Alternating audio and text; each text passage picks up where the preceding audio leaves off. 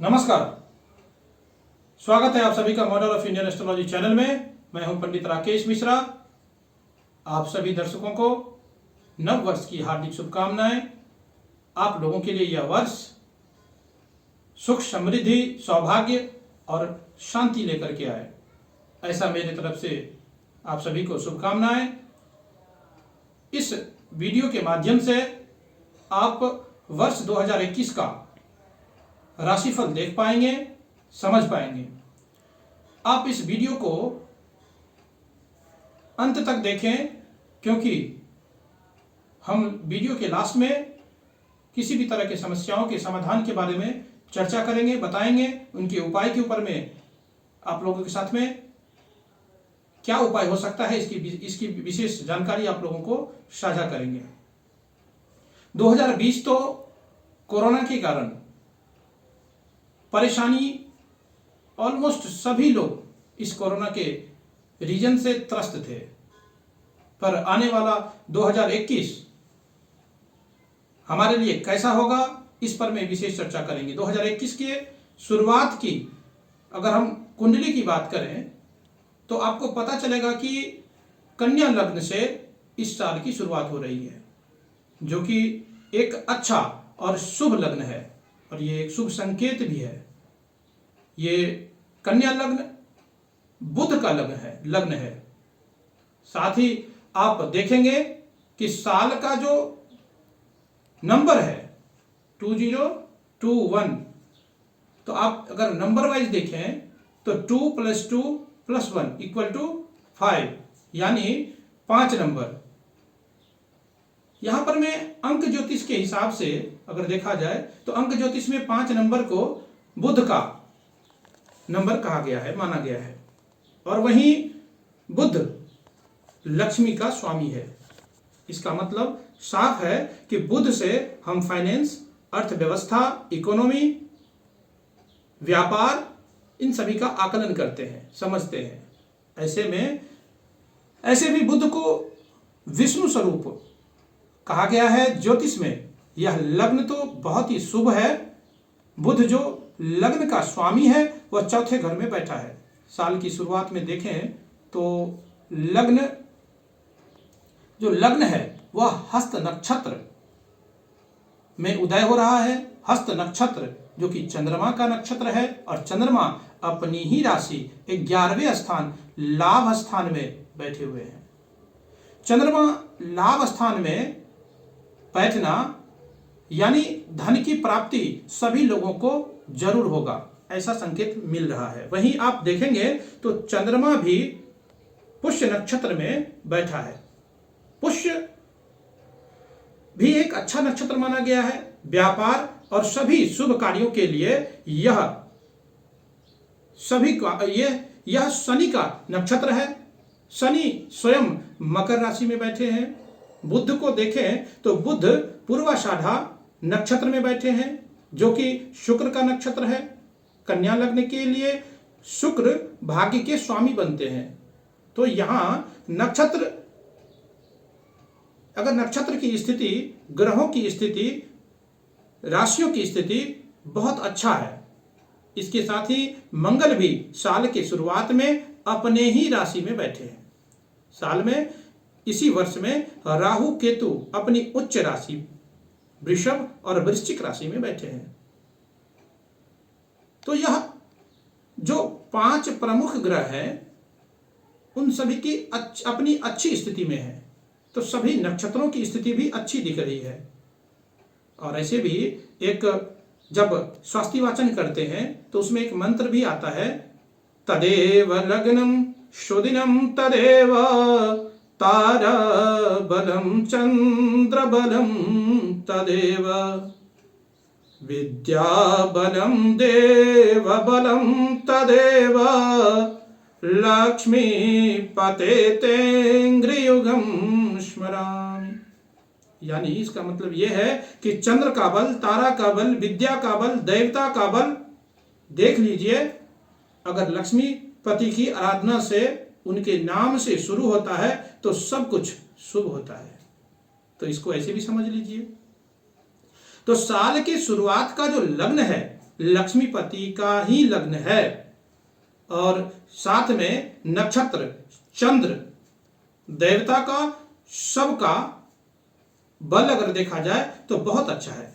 यह साल सबके लिए अच्छा जाना चाहिए, ऐसा हमें मानना चाहिए। आइए देखते हैं पूरा साल हमारा जीवन कैसा रहेगा।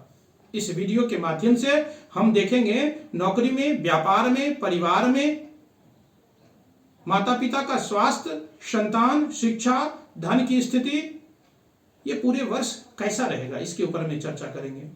लेकिन अगर आप मैरिड हैं तो आप, अगर शादीशुदा हैं तो आप अपने पार्टनर का भी, राशि का भी विचार करना चाहिए, क्योंकि पति पत्नी के कर्म और भाग्य आपस में जुड़ जाते हैं। अगर आप सिंगल हैं तब तो आप अपनी राशि देखेंगे, लेकिन अगर आप मैरिड हैं तो अपनी पत्नी का या पति का भी साथ में विचार करें, क्योंकि शास्त्र कहते हैं कि हमारे पाप और पुण्य के साक्षी 14 विभूतियां, 14th विभूतियां होती है। वो कौन से हैं? तो सूर्य, अग्नि, आकाश, वायु, इंद्रियां, चंद्रमा, संध्या, रात, दिन, दिशाएं, जल, पृथ्वी, काल व धर्म, ये 14 विभूतियां हैं। और हमारे 12 राशियां होते हैं, उनमें से 2 सूर्य और चंद्रमा जब घूमते हैं तो 12 और +2 = 14th, तब हमें पाप और पुण्य का फल मिलता है। यह फल पति पत्नी को मिलकर भोगना पड़ता है, इसीलिए दोनों की,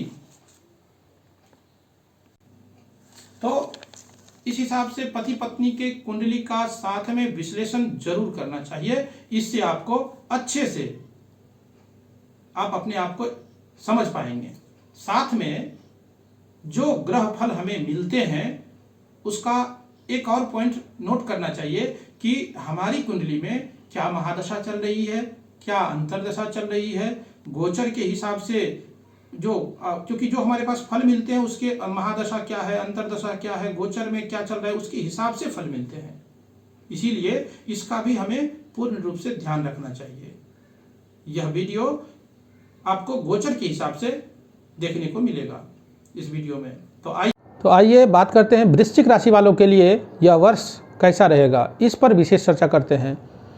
गुरुदेव बृहस्पति जो कि मंगल के परम मित्र हैं, वर्ष के शुरू से 5 अप्रैल 2021 तक गुरु मकर राशि में नीच के हैं। हालांकि शनिदेव के साथ में होने से नीच भंग हो रहा है, लेकिन नीच का प्रभाव तो कुछ अंशों में भी तो देंगे ही देंगे।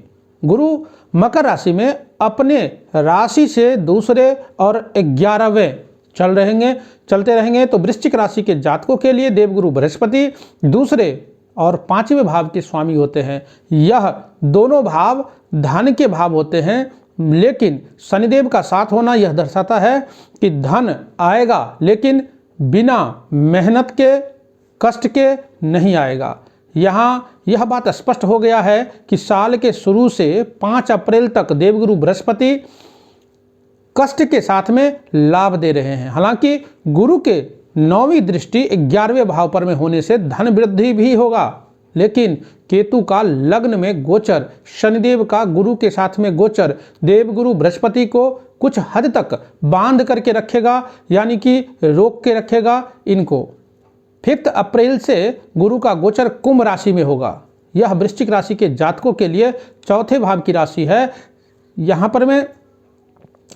यहाँ से जब देवगुरु अपने कर्म स्थान को दृष्टि देंगे तो अपनी 5वीं दृष्टि से 8वें स्थान को देखेंगे, तो यहाँ अचानक धन लाभ जरूर करेंगे।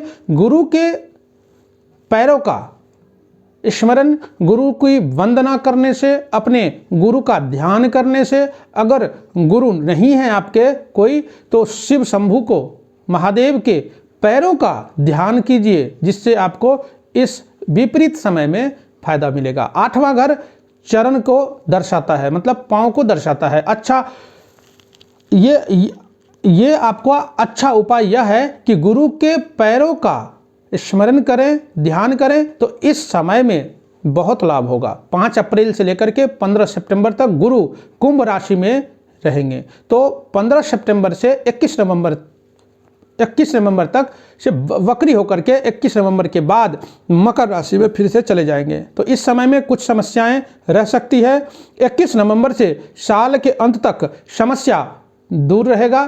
शनिदेव का पूरा वर्ष गोचर आपके कुंडली में तीसरे भाव से, पराक्रम भाव से हो रहा है। तीसरे भाव से शनिदेव का गोचर अच्छा माना जाता है। तीसरा, छठा, 10वां, 11वां उपचय भाव कहा गया है। इन भाव में पापी ग्रहों का गोचर अच्छा माना जाता है। खास करके शनिदेव का गोचर को अच्छा माना गया है। हिम्मत आपकी बढ़ी रहेगी। ऐसे भी वृश्चिक राशि का होना, वृश्चिक राशि वालों के लोगों को मंगल की राशि, ऐसे वृश्चिक राशि जो होता है वो मंगल की राशि वाले होते हैं, तो इनके अंदर में हिम्मत की कोई कमी नहीं रहती है इन लोगों को खास करके। हाँ, लेकिन इस समय में थोड़ा ज़्यादा हो जाते हैं ये वृश्चिक राशि के लोग, इमोशनल थोड़ा ज़्यादा हो जाते हैं, क्योंकि वृश्चिक राशि जल तत्व की राशि है। कभी कभी जिद में आकर के इमोशनल निर्णय ले लेते हैं। हालांकि ऐसे लोगों को कुछ बात समझा दिया जाए तो ये समझ भी जाते हैं, ऐसा दिखता है। इस साल क्या ध्यान रखना चाहिए आपको, यहाँ पर में शनि आपके पूरे साल श्रवण नक्षत्र से गोचर कर रहे हैं। श्रवण का अर्थ होता है, क्या होता है श्रवण का अर्थ? श्रवण मीन्स सुनना। तीसरे भाव से शनि जो बैठे हैं वो बोल रहे हैं कि सुनो, फिर संघर्ष करो। किसी बात पर में जिद करने से पहले, तीसरा भाव जिद का, संघर्ष का, हिम्मत का भाव है। तो किसी भी बात पर जिद करने से पहले दूसरों को पहले सुने, थोड़ा विचार जरूर कर लेना चाहिए, दूसरे की भावनाओं का भी ध्यान रखना चाहिए। यह वर्ष में ऐसा लग रहा है तो आपके अपने करीबी लोग भी रुष्ट हो सकते हैं। नहीं तो ऐसे संभावनाएं यहाँ पर में दिख रही है। इन चीज़ों से आपको बचना चाहिए। यह शनि की तीसरी दृष्टि आपके पुत्र भाव पर में, संतान भाव पर में कहीं न कहीं संतान को संघर्ष, कुछ समस्याएं दिखा रहा है। अपने संतान से मनमुटाव ना हो, इस बात का ध्यान रखें। कहीं ना कहीं अपने संतान के साथ में कम्युनिकेशन गैप ना हो कि वो कुछ और सोच रहे हैं, आप कुछ और सोच रहे हैं, तो इस गैप को ख़त्म करें और संतान के साथ में संबंध अच्छा समन्वय बना करके चलें। इस तरह के परिवार में विवाद हो सकते हैं, इस बात का आपको विशेष रूप से ध्यान रखना चाहिए। वहीं पत्नी के साथ भी मनमुटाव रखने से या होने से आपको बचना चाहिए, मनमुटाव करने से बचना चाहिए, क्योंकि राहु का गोचर आपके 7वें भाव से हो रहा है, पत्नी स्थान से हो रहा है। केतु का लग्न से राहु जब भी कहीं केतु का लग्न में हो या राहु का हो, तो जब भी 7वें भाव से गोचर करेगा तो वो पत्नी व्यापार में कुछ न कुछ उलझन जरूर कर यहाँ पर में आएगा। केतु लग्न पर में है। लग्न का केतु इंसान को हमेशा कंफ्यूज करके रखता है। हालांकि यह अपनी उच्च राशि में है, जो कि मंगल की ही राशि में, दोनों एक दूसरे के 7वें होते हैं। देखिए यहाँ पर में राहु और केतु हमेशा एक दूसरे के 7वें होते हैं, लेकिन एक साथ में दोनों उच्च का रिजल्ट कभी नहीं देते हैं। कोई एक ग्रह ही बहुत अच्छा रिजल्ट देगा, या तो राहु या तो फिर केतु। यह एक बहुत बड़ा मिस्ट्री है कि कौन अच्छा रिजल्ट देगा। लग्न पर में केतु ऐसा जरूर दिखाता है कि इस साल कुछ ऐसे निर्णय लेने होंगे जो आने वाले कई सालों के लिए आपके जीवन को बदल करके रख देगा, खास करके वृश्चिक राशि के जातकों के लिए। और लग्न में ही केतु बैठा है या लग्न में राहु बैठा है तो उनके लिए यह जीवन, अगर उनकी कुंडली में अगर राहु और केतु लग्न में बैठा है तो उनके जीवन में बदलने वाला यह वर्ष होगा। ध्यान रखें, अपने कुंडली पर भी विचार कर लेना चाहिए आपको। वृश्चिक राशि वाले मंगल की दूसरी राशि है और यहाँ मंगलदेव अपनी ही राशि मेष राशि में 6ठे भाव से गोचर कर रहे हैं। तो वर्ष के शुरू में तो साल की शुरुआत धमाकेदार होने वाली है, क्योंकि राशि स्वामी अपनी ही राशि में स्थित है। लग्नेश का 6ठा गोचर अपनी ही राशि में हो तो बुरा नहीं, अच्छा रिजल्ट देगा। 6ठा भाव जो होता है वो रोग, शत्रु, रोग, रिपु, ऋण या रोग, शत्रु और कर्जा का भाव होता है। यह किसी भी पापी ग्रह का गोचर यहाँ पर में 6ठे भाव में गोचर हमें इन चीजों से मुक्ति दिलाता है। पापी ग्रह का गोचर इस भाव में अच्छा माना जाता है। 6ठा भाव नौकरी का भी भाव यहाँ पर में माना गया है। तो राशि स्वामी का अपनी राशि में गोचर नौकरी में तरक्की दे सकता है आपको। यह समय अच्छा रहेगा। फिर 22 फरवरी तक का समय बहुत ही अच्छा है। वर्ष के लगभग 2 महीना पहला जो है वो अच्छा जाएगा, ऐसा कह सकते हैं। फिर 14 जनवरी से 12 फरवरी तक माता पिता के स्वास्थ्य का ध्यान रखें, क्योंकि शनिदेव अस्त हो रहे हैं। 12 फरवरी 2021 से मंगल वृषभ राशि में सप्तम भाव से में प्रवेश कर जाएंगे। यहाँ राहु के साथ में रहेंगे। अंगारक योग का निर्माण करेंगे। अंगारक मतलब आग होता है। यह समय बहुत मुश्किल वाला रहेगा, क्योंकि 7वें भाव में अंगारक योग का पत्नी के साथ में पत्नी के स्वास्थ्य की समस्या यहाँ पर में दिखा रहा है। अगर किसी के इस समय में पत्नी के साथ में मनमुटाव हुआ तो समझ लीजिए कि परिवार बिखरने का नौबत भी आ सकता है। सावधानी रखें, इस बात को ध्यान रखें। व्यापार में किसी भी तरह के बड़े निर्णय से आपको बचना चाहिए, लेने से बचना चाहिए। किसी तरह के परिवर्तन से भी अपने जीवन में इस पीरियड में बचना चाहिए। कोई भी निर्णय जल्दबाजी में ना लें। वृश्चिक राशि के जातक, अंगारक योग में व्यक्ति जल्दबाजी में निर्णय लेने लगता है। यहाँ राहत यह है कि मंगलदेव 7वीं दृष्टि से अपनी राशि पर दृष्टि दे रहा है, तो स्वास्थ्य को लेकर के समस्या आना नहीं चाहिए। यहाँ पर में नहीं आएगा। कहीं ना कहीं यहाँ पर में बचाव होगा। साथ में देवगुरु बृहस्पति 3रे भाव से 5वीं दृष्टि से मंगल राहु दोनों को देख रहे हैं, दृष्टि दे रहे हैं। तो बृहस्पति मंगल के मित्र हैं, उन्हीं की दृष्टि से आपका इस मुसीबत से निकलना पॉसिबल होगा। ये पॉसिबिलिटी यहाँ पे बन रही है, संभव होगा। तो बृहस्पति का लाभ लेने के लिए आपको बृहस्पति को मजबूत करना होगा। जो मैंने पहले बात किया कि अपने गुरु की सेवा, गुरु की बात करना, अपने इष्ट की देवता की पूजा उपासना करना, गुरु के चरणों की ध्यान करना।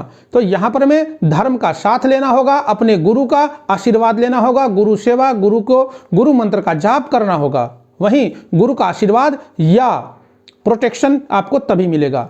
फिर 22 फरवरी से लेकर के 14 अप्रैल 2021 तक वृष राशि में ही मंगल का गोचर यहाँ पर में रहेगा। अंगारक योग बनेगा।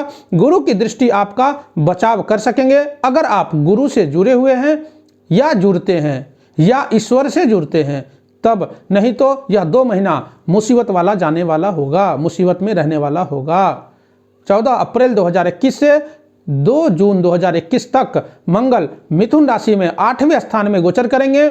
यहाँ पर में शत्रु बुध की राशि में गोचर करेंगे। यहाँ मंगल आपको नौकरी में समस्या, ट्रांसफर के योग बना सकता है या व्यापार में परिवर्तन, मतलब स्थान का परिवर्तन यहाँ पर में दे सकता है। तो शीघ्र निर्णय लेने से आपको बचना चाहिए। इस समय में निर्णय को टाल करके चलें तो आपके लिए अच्छा रहेगा। 2 जून को मंगल कर्क राशि में होंगे, 20 जुलाई तक यहीं रहेंगे। लेकिन कर्क में मंगल नीच के होते हैं, लेकिन शनिदेव की 7वीं दृष्टि से नीच भंग राजयोग हो रहा है, तो लंबी यात्रा यहाँ पर में पॉसिबल है।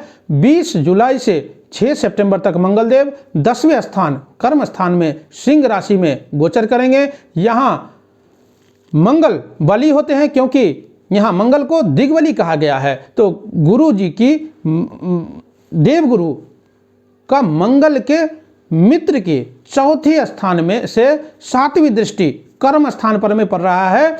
आपको इस समय में धन की स्थिति बहुत अच्छी होने वाली है। संतान के लिए यह बहुत अच्छा समय होगा। नए नौकरी के नए अपॉर्चुनिटीज आपको मिलेंगे। नौकरी अगर आप कर रहे हैं तो कार्यस्थल पे प्रमोशन के आपकी चांसेस बहुत ज़्यादा मिल रही है, बहुत ज़्यादा अच्छा योग बन रहा है।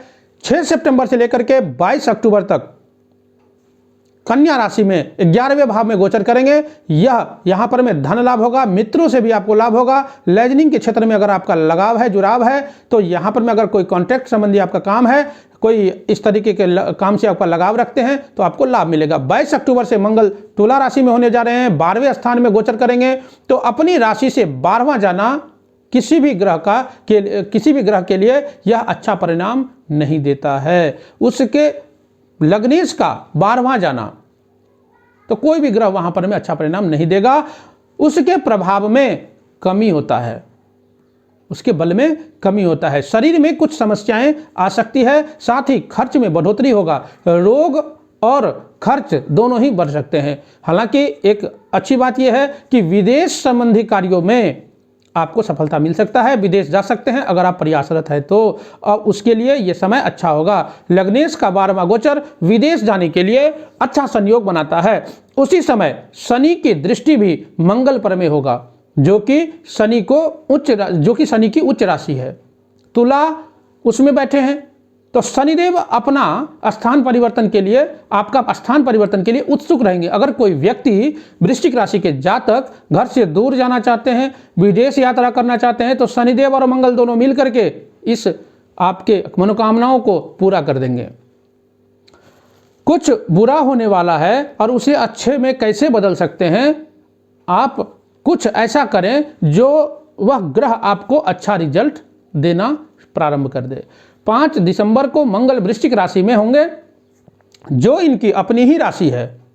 वहां वह केतु के साथ में बैठेंगे। मंगल और केतु का साथ अच्छा तो नहीं माना जाता है यहां पर में, क्योंकि ये दोनों एक तरह का ज्वालामुखी योग का निर्माण करते हैं, विस्फोटक योग भी कहा जाता है। लेकिन उनके लिए बहुत अच्छा होगा जो डॉक्टर हैं, सर्जरी का काम करते हैं, टेक्नोलॉजी के फील्ड से आप लगाव रखते हैं, इंजीनियरिंग के फील्ड में लगाव जुड़ाव है उनका, रियल एस्टेट का काम करते हैं, तो उनके लिए ये समय, या फिर सेना में हैं, पुलिस डिपार्टमेंट में कार्यरत हैं, तो उनके लिए यह मंगल बहुत अच्छा फल देने वाला होगा। केतु के साथ में मंगल शरीर में कुछ तकलीफ दे सकता है, कुछ भी काम को हड़बड़ाहट में ना करें, इस बात का ध्यान रखें, तो यह मंगल आपको अच्छा फल देगा। यहाँ से मंगल पूरे वर्ष वृश्चिक राशि में साल का अंत करेंगे, वृश्चिक राशि में ही रहेंगे। अब आइए उपाय के बारे में बात करते हैं, उपाय के बारे में सुनते हैं, जिससे आप इस पूरे वर्ष में समस्याओं से किस तरीके से बच के निकलेंगे, बचने का रास्ता मिलेगा, इसके ऊपर ध्यान दीजिए। वृश्चिक राशि के स्वामी कौन है? मंगल। और मंगल के देवता कौन होते हैं? हनुमान जी। तो हनुमान जी की पूजा अर्चना करिए, हनुमान चालीसा का पाठ, बजरंग बाण का पाठ, सुंदर कांड का पाठ करने से आपको बाकी सारी समस्याओं से समाधान मिलेगा, उपाय मिलेगा। और बंदरों को काला चना या गुड़ का दान करें, खिलाएं उसको। अगर बंदर नहीं मिलता है तो काले कुत्ते को रोटी खिलाएं, इससे आपको समस्याओं से समाधान मिलेगा, रास्ता मिलेगा। और फिर इष्ट देव की सेवा करें, इष्ट देव की पूजा करें, इष्ट देव के मंत्रों का जाप करें, उससे भी लाभ होगा। इष्ट देव कौन है? तो इष्ट देव वृश्चिक राशि वाले जातक के लिए यहां पर में कुंडली में इष्ट देव का विचार होता है कुंडली में 5वें भाव से। तो वृश्चिक राशि वाले जातकों के 5वें भाव में कुंभ राशि आती है, और कुंभ राशि के स्वामी कौन है? शनिदेव। शनि की राशि है, यानी महादेव। तो वृश्चिक राशि के जातक अगर शिव जी की, महादेव की पूजा अर्चना करते हैं, उपासना करते हैं, तो उससे भी उनको बहुत लाभ मिलेगा। आप सभी को यह वर्ष, नया वर्ष मंगलमय हो, ऐसी हमारी तरफ से कामनाएं। आशा करता हूं कि आप लोगों को हमारा यह वीडियो अच्छा लगा होगा। अभी तक अगर आपने model of Indian astrology channel को सब्सक्राइब नहीं किया है तो आप सब्सक्राइब कर लें, लाइक करें, शेयर करें। आज के लिए बस इतना ही। जय सिया राम, जय श्री कृष्ण।